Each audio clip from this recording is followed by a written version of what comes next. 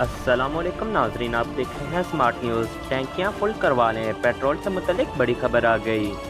Oil tanker association की हड़ताल के बाद मुल्क भर में पेट्रोल बहरान का खदशा पैदा हो गया। तफसीलात के मुताबिक सदर oil tankers contractors association Abdullah Afridi का कहना है कि मुल्क भर में तेल की किसी भी किस्म की सप्लाई नहीं की जाएगी। टैंकर्स जहां हैं वहीं रोक दिए जाएंगे।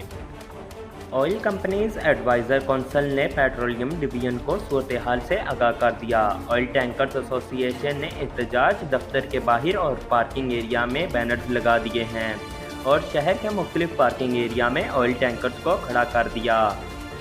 वाज़ेह रहे कि ऑयल टैंकर्स कंटेनर्स एसोसिएशन की जानिब से किरायों में इजाफा न करने पर मुल्क गिर तेल की सप्लाई बंद करने की धमकी दी गई थी। आज के लिए इतना ही। जाते जाते आपसे गुजारिश है, अगर वीडियो पसंद आए तो लाइक करें, चैनल को सब्सक्राइब करें, दिए गए बेल आइकन को दबाएं और कमेंट में अपनी राय का इज़हार ज़रूर दें।